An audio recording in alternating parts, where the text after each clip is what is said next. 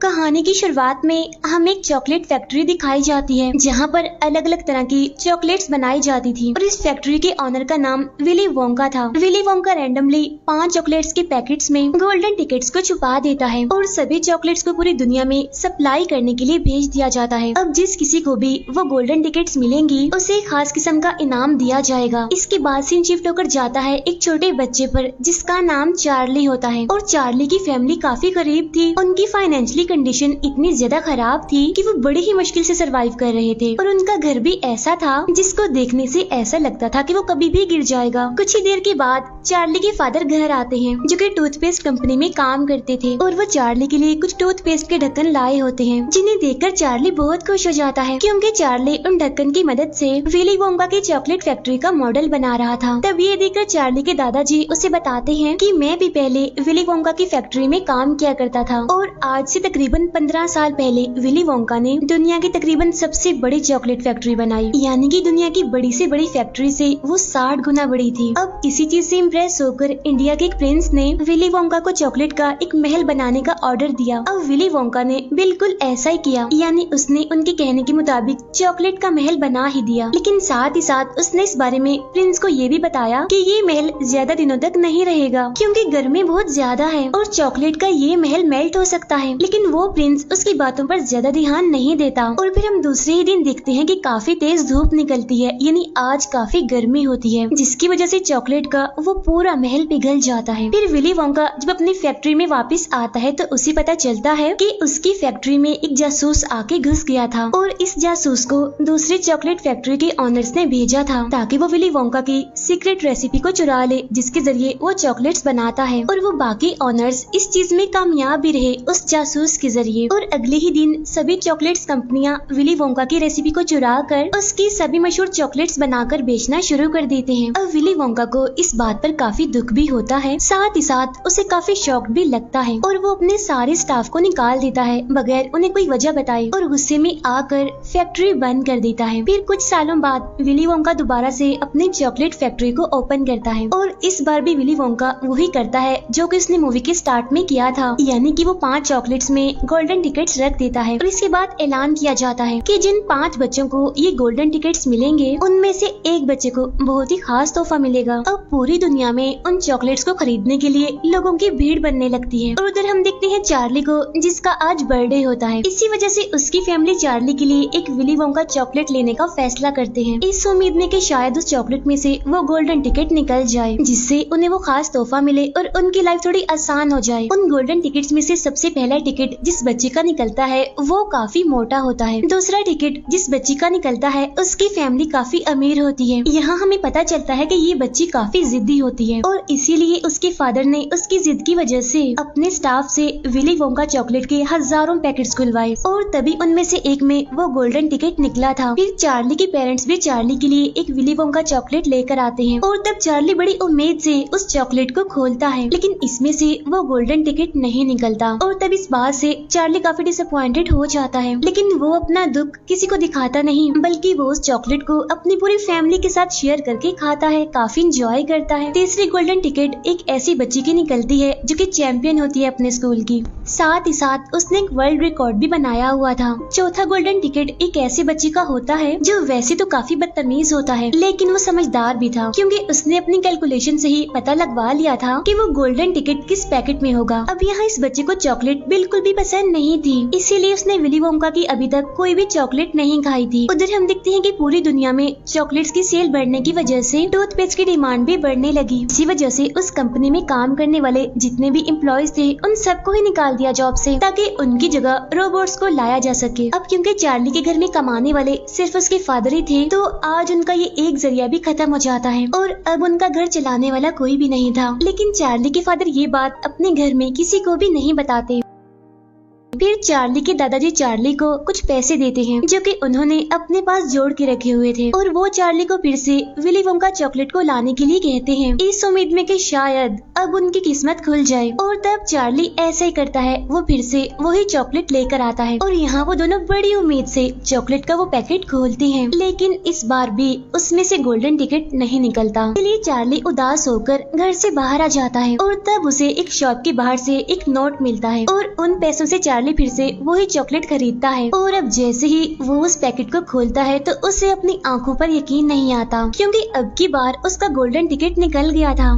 Charlie के आसपास खड़े हुए सारे लोग उस गोल्डन टिकट को देखने लगते हैं और उसे खरीदने के लिए वो चार्ली को बहुत सारे पैसे ऑफर करते हैं, लेकिन शॉप ओनर चार्ली की भलाई के लिए उसे अपनी शॉप से जाने के लिए कहता है ताकि चार्ली से कोई उस टिकट को छीन ना ले। इसीलिए चार्ली खुशी खुशी अपने घर आ जाता है और वो बहुत ही खुश होते हुए उस गोल्डन टिकट को अपनी फैमिली को दिखाता है। और जैसे गोल्डन टिकट को चार्ली के दादाजी देखते हैं तो वो खुद को रोक नहीं पाते, इसीलिए वो फौरन उठकर डांस करने लगते हैं। फिर वो उस गोल्डन टिकट को अपने बेटे को देते हैं और कहते हैं कि बेटा मुझे पढ़कर तो सुनाओ, इस पे क्या लिखा है। तब उनका बेटा उन्हें बताता है कि इस पर लिखा है कि बच्चे के साथ उसकी फैमिली का कोई एक बड़ा आ सकता है और जब ये लोग अपना इनाम लेने के लिए जाएंगे तो इन्हें चॉकलेट का एक भरा हुआ ट्रक देकर भेजा जाएगा। यानी कि वो इतनी ज्यादा चॉकलेट होगी कि अगर इंसान उसे खाता भी रहे तो फिर भी उसकी पूरी जिंदगी में वो चॉकलेट खत्म ना हो। और पांचों में से एक बच्चे को एक खास किस्म का तोहफा दिया जाएगा, यानी कि ऐसा तोहफा जो उसने कभी भी नहीं सोचा होगा। चार्ली के दादाजी यहाँ पर कहते हैं कि मैं जाऊंगा चार्ली के साथ, क्योंकि वो चार्ली के साथ जाने के लिए काफी एक्साइटेड थे। यहाँ पर चार्ली अपनी फैमिली को बताता है कि मुझे एक औरत ने इस टिकट के बदले में बहुत सारे पैसों की ऑफर की थी और वो पैसे लेने के बाद हमारी लाइफ बिल्कुल चेंज हो जाएगी। तब ये सुनकर चार्ली के दादाजी उसे अपने पास बुलाते हैं और उसे समझाते हुए कहते हैं कि देखो बेटा, पैसा तो सभी के पास होता है, लेकिन ये जो गोल्डन टिकट है ना, ये अनमोल है, जो सिर्फ पूरी दुनिया के सिर्फ 5 खुशनसीब लोगों के पास ही है। और तब ये सुनकर चार्ली मान जाता है। फिर अगले दिन पांचों बच्चे अपने अपने फैमिली मेंबर के साथ चॉकलेट फैक्ट्री के बाहर पहुंच जाते हैं। अब उनके अलावा वहां पर और भी बहुत सारे लोग आए हुए थे वो सब कुछ देखने के लिए। फिर गेट खुलता है और अंदर से आवाज आती है, आपका वेलकम, प्लीज अंदर आइए। और तब ये सुनकर वो सारे अंदर जाते हैं।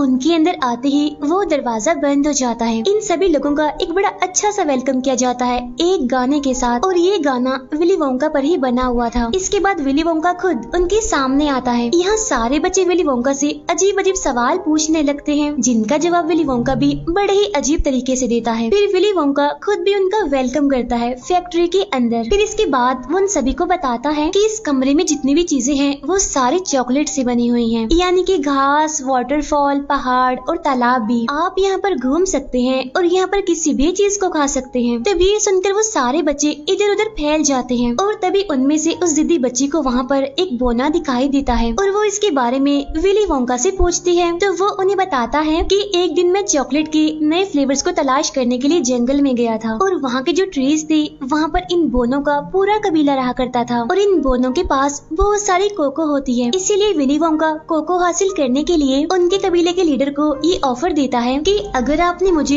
कोको लेने दिया तो मैं आपको अपनी चॉकलेट फैक्ट्री में काम करने का मौका दूंगा, जहाँ पर आप सारे लोग बड़े आराम से रह सकते हैं, मजे मजे की चॉकलेट्स खा सकते हैं। इसी दौरान वो मोटा बच्चा चॉकलेट पीने के लिए चॉकलेट के तालाब में जाता है, लेकिन तभी गलती से वो उसमें गिर जाता है। लेकिन इतनी ही देर में वहाँ पर एक काफी बड़ी मशीन आ जाती है और इस मशीन के जरिए ही चॉकलेट को फैक्ट्री के अंदर ले जाया जाता था।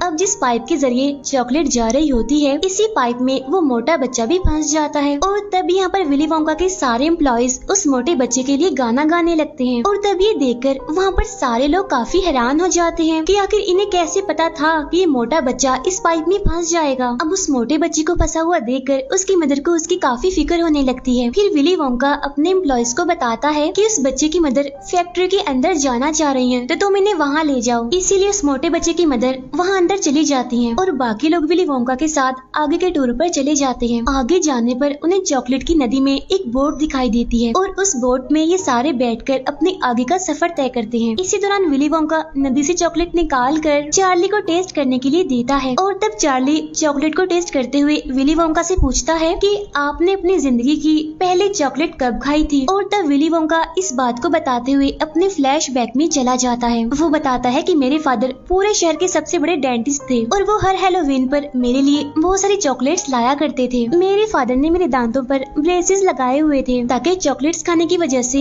मेरे दांत खराब ना हो। मेरे फादर मेरी सारे चॉकलेट्स को आग में फेंक दिया करते थे। इसके बाद हम दोबारा से प्रेजेंट टाइम में आते हैं। इसी जर्नी में उनके सामने बहुत सारे नए नए रूम्स आते हैं। फिर वो फाइनली विली वोंका के फेवरेट रूम में पहुँचते हैं और ये रूम होता है इन्वेंटिंग रूम। यहाँ पर एक नई किस्म की बबल गम को बनाया जा रहा था। फिर विली वोंका उनको बताता बताता है कि इस बबल गम में टोटल 3 फ्लेवर्स हैं, लेकिन अभी भी मुझे कुछ ठीक नहीं लग रही, अभी मुझे इसमें कमियां लग रही हैं। और तब विली वोंका की पूरी बात सुने बगैर वो चैंपियन बच्ची उस बबल गम को खा लेती है, जिसकी वजह से उसकी पूरी बॉडी ब्लूबेरी की तरह नीली पड़ने लगती है। तब यहाँ पर विली वोंका के एम्प्लॉइज एक बार फिर से गाना गाने लगते हैं, लेकिन उस बच्ची की मदर परेशान हो जाती है। यहाँ विली वोंका मजाक करते हुए अपने एम्प्लॉइज से कहता है कि ये बच्ची ब्लूबेरी बन चुकी है और इसका जूस ज्यादा हो गया है और इसी वजह से उसे यहाँ से निकाल लो। तब उस बच्ची की मदर भी अपनी बेटी की हेल्प करने लगती है और बाकी के सब विली वोंका के साथ आगे के टूर पर निकल जाते हैं। और तब यहाँ पर विली वोंका बताता है कि मेरे फादर ने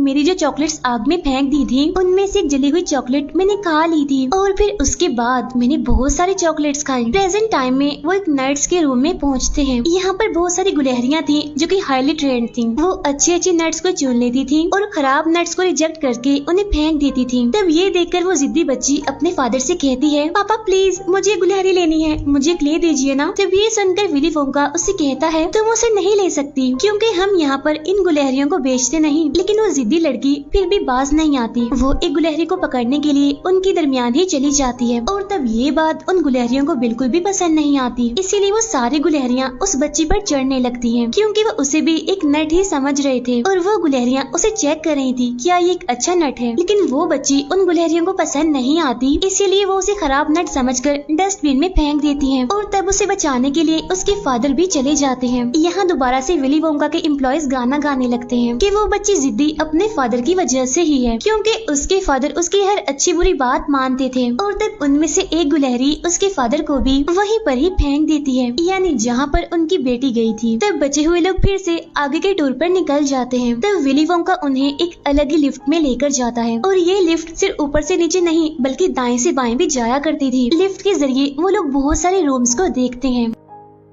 तब यहाँ पर चार्ली विली वोंका से पूछता है कि आखिर आपने ये सब कुछ कैसे शुरू किया। और तब यहाँ पर विली वोंका बताता है कि मेरे फादर ने मुझे चॉकलेट्स खाने के लिए मना किया था, लेकिन मैं तो चॉकलेट लवर था, मुझे चॉकलेट्स बहुत पसंद थी, इसी वजह से मैंने अपना घर छोड़ दिया। फिर प्रेजेंट टाइम में वो एक टीवी रूम में पहुँचते हैं जहाँ पर किसी भी चॉकलेट को टीवी के अंदर भेजा जा सकता था और टीवी देखने वाले सारे लोग उस चॉकलेट को खा भी सकते थे। अब उसकी इस बात पर समझदार बच्चा यकीन नहीं करता, इसीलिए वो उस मशीन में जाकर उसे स्टार्ट कर देता है, जिसकी वजह से एक तेज रोशनी से वो गायब हो जाता है और फौरन ही टीवी के अंदर पहुंच जाता है और इस वजह से उसका साइज भी काफी छोटा हो गया था। और तब यहाँ एक बार फिर से विली वोंका के एम्प्लॉइज गाना गाने लगते हैं और ये गाना उसे समझदार बच्चे पर बनाया गया था। फिर उस बच्चे के फादर उसे टीवी से बाहर निकालते हैं, लेकिन उस बच्चे का साइज अभी भी काफी छोटा था, इसीलिए उसके फादर विली वोंका से पूछते हैं कि अब मैं क्या करूँ, आखिर ये बड़ा कैसे होगा। तब विली वोंका अपने एम्प्लॉइज से कहता है कि इन्हें फौरन स्ट्रेच रूम में ले जाओ, यानी जहाँ इसे खींचकर बड़ा कर दिया जाएगा। और यहाँ पर विली वोंका देखता है कि अब सिर्फ चार्ली ही बचा है और बाकी बच्चे अपनी अपनी बेवकूफियों की वजह से यहाँ से जा चुके हैं, यानी कि चार्ली ही विनर है और उस इनाम का हकदार है। फिर विली वोंका उन्हें एक बार फिर से एक लिफ्ट में लेकर जाता है। फिर वो एक अप एंड डाउन बटन को प्रेस करता है, जिससे वो लिफ्ट फैक्ट्री से निकलकर काफी ऊपर चली जाती है, जहाँ पर वो देखते हैं कि वो चारों बच्चे काफी बुरी हालत में वापस जा रहे हैं। फिर चार्ली इस सब के बारे में विली से पूछता है और तब विली वोंका ये सारी बात बताने के लिए लिफ्ट के जरिए चार्ली के घर पर पहुंच जाता है। वो चार्ली के घर की छत तोड़कर अंदर पहुंच जाता है। यहाँ चार्ली के पेरेंट्स चार्ली को देखकर बहुत खुश हो जाते हैं। यहाँ विली वोंका चार्ली से कहता है कि मैं अपनी फैक्ट्री तुम्हारे नाम करना चाहता हूँ क्योंकि अब मैं बूढ़ा हो रहा हूँ, मेरा एक बाल सफेद हो चुका है, बाकी भी हो जाएंगे और जिसकी वजह से मैं बूढ़ा हो जाऊंगा। इसीलिए विली वोंका चार्ली को उसके साथ चलने के लिए कहता है, लेकिन चार्ली विली वोंका के